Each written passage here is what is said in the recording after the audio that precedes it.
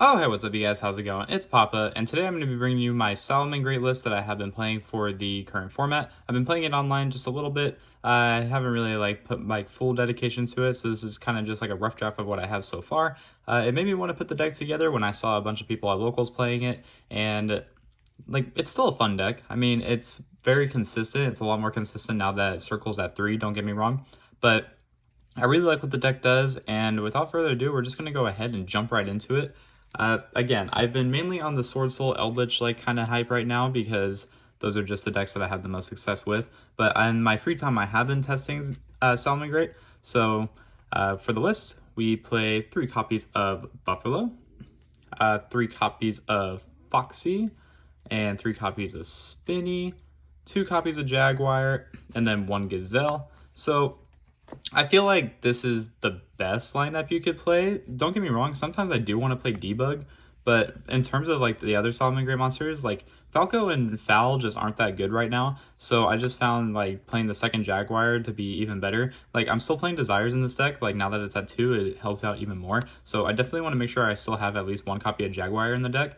Same with another card in the deck when I get to it. But if you don't open up Buffalo, you definitely want to open up the Foxy, so I definitely feel like it's correct to max out on the Foxy. You still have Circle at 3, so you have a better chance of opening up this as opposed to this, but you have 3 Signet Mining too, so that gets this. This deck is just really consistent right now, but for in terms of ratios, I think this is just the correct way to go. Spinny, Mirage Dalio's here, so you kind of need to max out on that. Buffalo is just really good for chain blocking. Another card that's good for chain blocking is 3 copies of Parallel Exceed. So this card's cracked. This makes your Baguska turn 1, and Baguska with full salad combo is insane. Not a lot of people are playing Nibiru right now, so this deck doesn't lose to Nibiru, which is really nice to hear. Still not the best deck, don't get me wrong, but Parallel Exceed is mainly there just to either link climb for going second or make your Baguska turn 1. It's really good for chain blocking, being able to chain block the what's it called? The field spell from getting searched. It's really great. I do like this card a lot. I've been waiting to play this card again, and now I feel like this is the format where we can. And Baguska is just Baguska is just the best Salamangreat monster, if I may be honest. Hand traps. I don't actually play a whole lot. I only play 3 copies of Ash, and 3 copies of Crow, and 3 copies of Infinite Impermanence. So I found Crow, when I was playing Sword Soul, to just be a mandatory card that you should be playing. I didn't play it in my last list, but I think DD Crow is actually just really good right now. It stops the Branded in Red, it stops, it gets the Poly out of graveyard, so that way you can target the Chimera. It has just a lot of really good usages, hitting Tenyis, hitting against the mirror if you hit Spinnies and shit. It's a really, really good card to be playing right now. And then I just found Ash and Imperm just to be the most generic hand traps. Imperm for going second, Ash going first, of course. But these cards are great. I do like these cards, and I definitely enjoy playing them at max. They haven't really been too much of an issue. There was times where I opened up 3 Crow, but that's just once in a lifetime, I think. I think that was just bad luck, if anything. And then for other spells, we do play Called by the Grave. 2 copies of Droplets. This is just for going second. This could be Chalice. This could be Effect Veiler if you want a budget alternative for it. But I only play the Droplets just because I think being able to send the salad cards is just better that way. Especially if you have other dead cards in your hand, Droplet just becomes better going second. But I don't like playing 3 because I wanted to keep the deck at 40, so I just opted to play the 2. And then 2 Pot of Desires. It's at 2. If it was at 3, you'd probably play it at 3. This card's insane. Draw 2. Can't complain. 3 Signet Mining. This just helps out so much with consistency. If there's one thing Salad has always been good at, it's being consistent. And playing all these powerful cards and just being able to just clear through your deck, rush through it, get as deep as possible.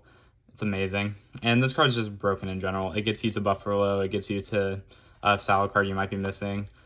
But you have this now. So you have 3 circle to get to that salad card anyway. So you basically search your Buffalo, search your salad card that you need, and then your opponent basically can't come back from there. Deck is super consistent, and I just love everything about it. If we had 3 Gazelle, that's probably when the deck would just be more annoying. But I think it's more fair, having the 1. It is what it is. Definitely like the consistency a lot. And then 2 Will and 1 Sanctuary, and I guess I'll just show these two. 1 Rage, 1 Roar.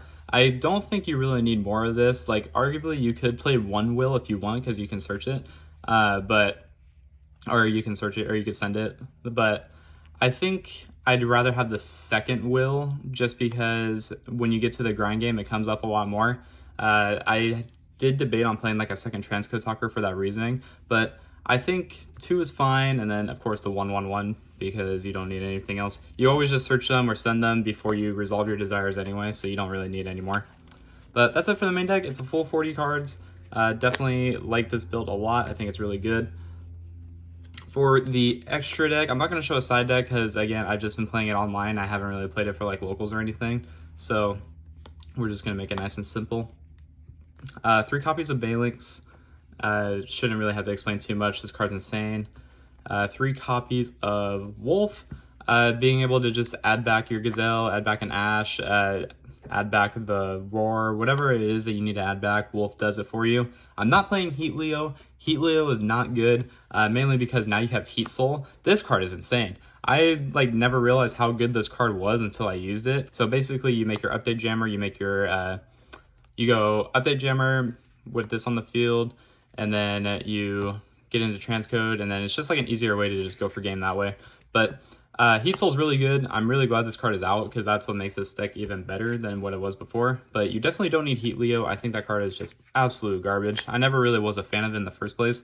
Like when I was playing Heat Leo, or when last list when I was playing Salad, I took out Heat Leo for the Anaconda DPE, and now you just don't even need that. So now you put Baguska and Heat Soul in, and it's like nothing ever happened.